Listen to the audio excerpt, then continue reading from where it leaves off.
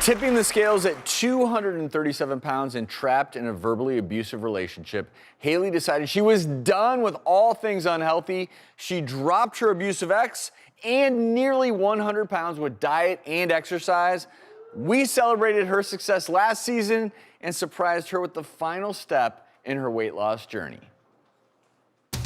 So the game plan is we're putting the implants in, we're gonna do a lift up and make them as close as possible.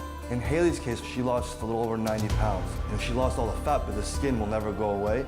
So now she's got this sunken in, saggy breasts that we're gonna help perk up. All right, let's do this. I have waited a very long time for this, and I'm really nervous.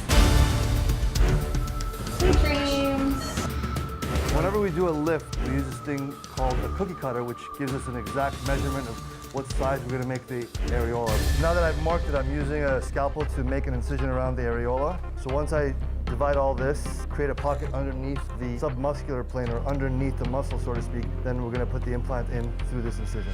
I've created the pocket underneath the pectoralis major. In between, I'm gonna put the implant. We put the implant through that pocket, it slides right in. Now that the implant is in there, now I can alter the dress around the new implant. So she's wearing the dress now, and I have to alter it around the new body. I've used these temporary staples, exactly how a tailor would put little pins in a dress to contour the breast how I like it. And I'm basically just gonna shave off, using a scalpel, the excess skin. That's the major portion of the lift. Now we're gonna tighten all the excess skin that we removed. Implants in, it's magic. The shape is very symmetric. Volume-wise, I'm very happy with this. She looks amazing. I think she'll be very happy with the results. Almost a year later, Haley is healed and here with us today. Let's take a look at her before her weight loss journey started. And let's see her now. Come on out, Haley.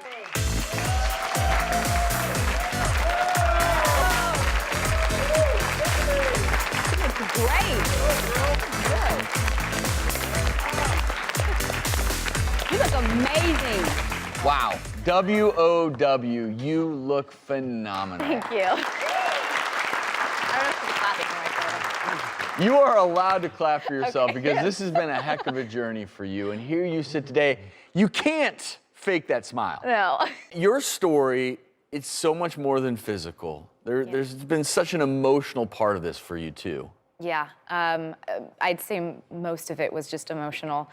I talked about last season having, issues with my, perception of myself, as far as my body was concerned, and I was very negative towards myself. There were no good vibes. And I don't even think about weight anymore. I think about how happy I am and how powerful I feel. I'm gonna start crying. And Dr. Firouz, Jimmy, always a pleasure to have you here, but this is why we love what we do, yes? 100%, as you can see from that picture, and as you know, Dr. Orton, the patients come in for their pre-op pictures. I don't tell them how to stand, but they always stand a little bit slouched. And in the after pictures, again, I don't tell them how to stand. Proud. They're always more confident. They stand up straighter. Again, they're just more confident.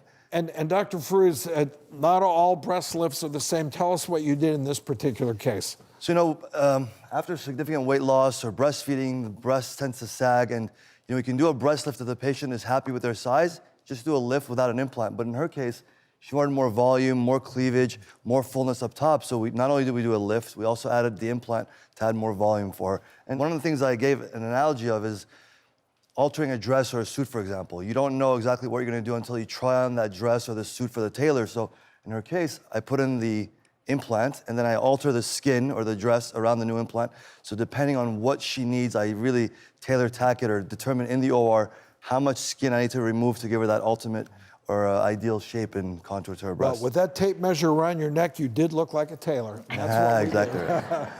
And, getting back to exercise was important for you, right? Not just physically, but also mentally. Mentally. Yeah. Again, very, very mental for me. I've taken up, especially as of recently, a lot more running. Try to get outside a little bit more as opposed to being in a gym. And I'm really excited because this is like the biggest deal for me. Since 2013, I've been wanting to do a Tough Mudder. And I've always been terrified of doing it, because the obstacles are all mental. Terrified of heights as well. So I know that there are a lot of obstacles that are, geared towards heights and whatnot. And this last weekend, I finished my first one. Congratulations. That is not easy. Before we let you go, I want to ask you something. In a little post-game refreshment there, Oh, a little yeah. post-Tough Mudder Everyone gets a refreshment. beer. And that's the key. You're enjoying your life. But I want to ask you something, because your transformation, not only dealing with an abusive ex and going through all that, when you look in the mirror now, what do you see? I see somebody who has experienced adversity and pain, and instead of seeing somebody that's beaten and broken, I see somebody that is on top of the world. Somebody, like, I feel like if I hadn't gone through those experiences, I wouldn't be who I am today. And I'm actually very proud of who I am today. So we're proud of you too, Haley. Keep up the great work, Haley. Dr. Firouz, thank you so much for your great work.